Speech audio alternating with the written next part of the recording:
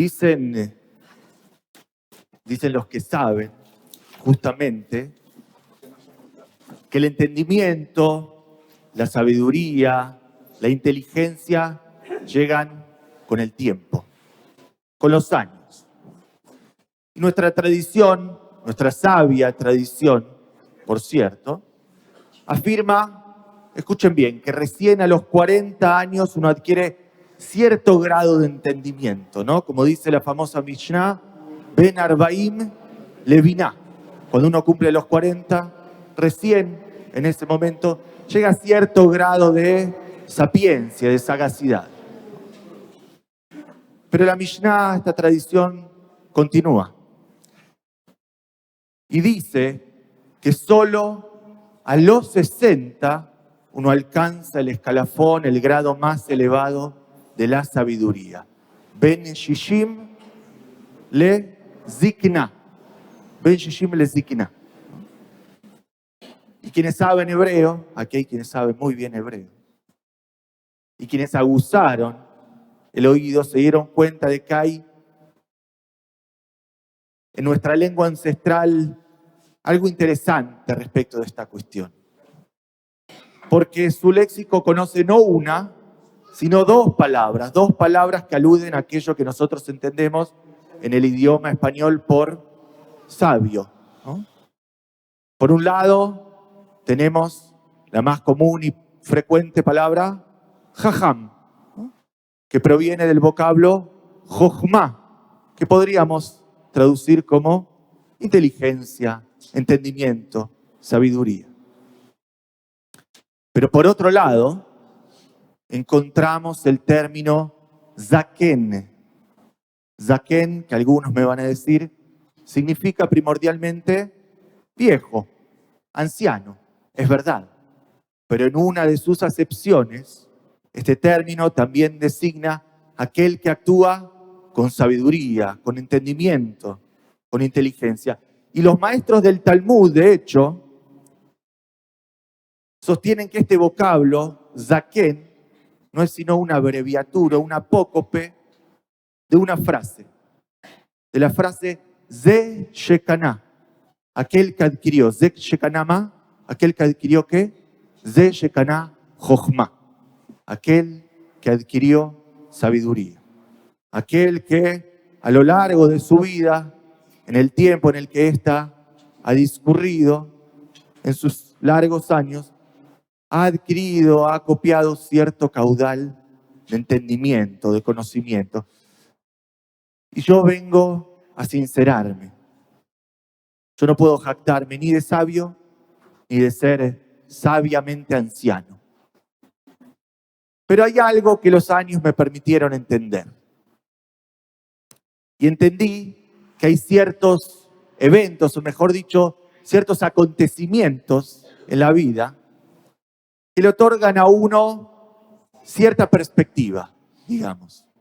La posibilidad de ver el mundo, de observar la existencia desde un lugar maduro, sereno y sensible. Hay momentos, hay sucesos en la vida que hacen del tiempo en el que ella transcurre algo sumamente relativo. Porque así como nuestros hijos a veces, como se dice coloquialmente, pegan un estirón de la noche a la mañana sin previo aviso, también nosotros, ante ciertos sucesos, crecemos de golpe, ¿no? Haciéndonos de la sabiduría que en otras circunstancias quizás nos hubiese demandado años, largos años, adquirir. Y yo no sé si esto les sucedió a ustedes, pero a mí sí. Yo creo que la paternidad es uno de estos sucesos que le permiten a uno crecer de golpe, ¿no? Me sonríen porque algunos saben que es así. De pronto comenzamos a ver el mundo desde un lugar distinto, ¿no? Desde el lugar de quien es capaz de maravillarse ahora con mayor sagacidad, con un entendimiento más penetrante acerca de los misterios de la vida y de la existencia. La paternidad marca un quiebre, ¿no? Un antes y un después, un nuevo modo de concebir la vida. Pero eso, el entendimiento que llega con lo paternal, con lo maternal, con la capacidad incluso de quienes no tienen hijos, con la capacidad de amar, no nos exime de ciertas contradicciones, de ciertas dicotomías o incluso paradojas que conocemos todos los que amamos o intentamos amar con sinceridad. Esta mañana, en unos instantes, nada más vamos a leer nuevamente, como lo hacemos año tras año, el relato de la Akeidá, el relato de la atadura, o mejor dicho, del sacrificio finalmente trunco de Yitzhak. Y este mito, quizás uno de nuestros mitos fundantes, marca lo innegablemente ligada que está la experiencia de lo paternal, la experiencia de amar, a ciertas contradicciones, a ciertas dualidades o antagonismos de la propia relación amorosa, del vínculo filial o de cualquier vínculo en el que media el amor. De hecho, pareciera ser que la problemática fundamental alrededor de la cual gira este relato es la contradicción, la paradoja. Y el ejemplo más claro de esta dualidad, el ejemplo más claro del carácter contradictorio del texto, como ya lo señaló un pensador moderno alguna vez, se da entre el contenido del mandato religioso que se le revela a Abraham, el de sacrificar a su propio hijo, y los imperativos o las exigencias de la ética y del amor de un padre. ¿Cómo pueden lo religioso y lo ético, lo religioso y el amor entrar en conflicto? ¿No deberían o acaso no entendemos nosotros que la religiosidad y la moral deberían al menos estar unidas, estar imbricadas? Y sin embargo, ¿qué oímos en la crónica bíblica? Oímos a un Dios que le ordena a su más fiel servidor, a su más leal devoto Abraham, a suspender todo vestigio, todo resto de moralidad para llevar a cabo un acto inconcebible, un acto de fe. La historia de la Akeidá viene a señalarnos quizás que lo contradictorio como tal no representa, no al menos a los ojos del narrador bíblico, algo a lo que debemos rehuirle. Porque la contradicción, lo paradojal, lo antagónico, forma parte de los avatares naturales y esperables de nuestra vida. La dualidad es constitutiva de lo que somos. Porque díganme, ¿acaso no está nuestra propia existencia repleta de contradicciones? ¿Acaso no albergamos en nuestro fuero íntimo deseos que se enredan y contraponen entre sí?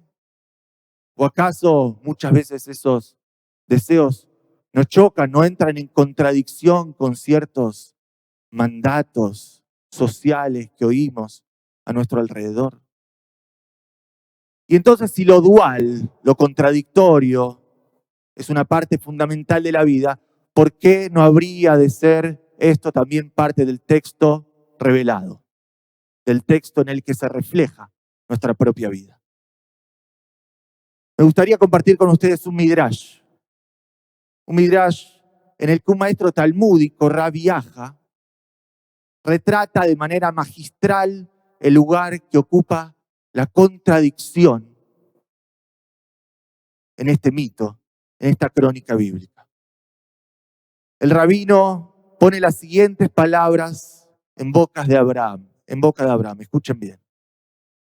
Avinu Shebashamayim, Padre Celestial, clama a Abraham a los cielos. Debo confesarte que estoy confundido.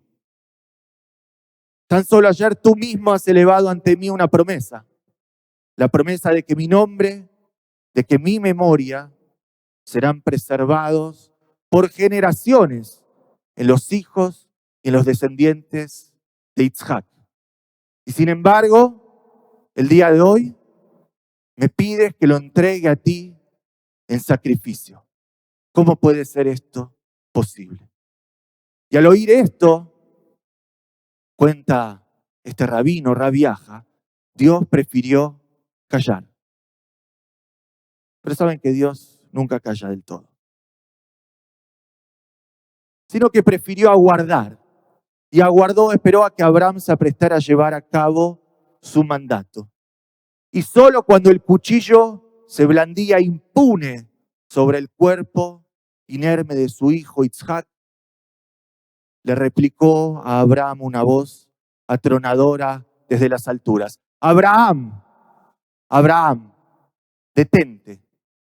Es hora de que comprendas, clama la voz celestial, que tu confusión es producto de tu falta de entendimiento, de tu falta de sabiduría. Pues yo, dice Dios, no te he pedido que sacrifiques a tu hijo, sino simplemente que lo tomes. Kaj na et binja. Toma a tu hijo, conságralo para mí. Y en ese preciso instante, Abraham cayó de rodillas sobre el suelo, dejó caer finalmente su cuchillo y entre lágrimas clamó a los cielos: gracias, Padre, por devolverme a mi hijo. Esta frase lo dice todo. Gracias, Padre, por devolverme a mi hijo. Porque es en ese mismo momento, en ese movimiento pendular que le permite a Abraham estar dispuesto, por un lado, a llevar a cabo el sacrificio de su hijo y por otro, a frustrarlo, lo que le permite convertirse verdaderamente en padre. Es ese movimiento que oscila entre el deseo de llevar a cabo la acción y la capacidad de refrenarse a tiempo, lo que lo constituye, lo que erige a Abraham en patriarca.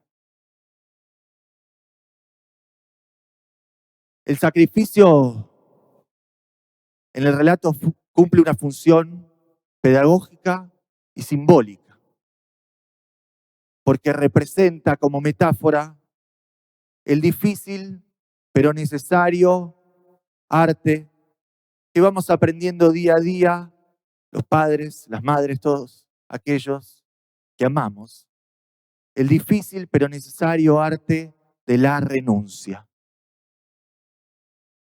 Este es el arte fundamental de la paternidad. Este es el arte fundamental de toda relación amorosa. Porque díganme, si acaso no debemos, al menos en cierta medida, para amar con sinceridad, sabernos, al menos por momentos, desposeídos de nuestros hijos, de nuestros amados. Estar dispuestos a renunciar a ellos, a soltarles la mano mientras los acompañamos con la mirada a la distancia, para que ellos puedan desplegarse libres, libres en el amor.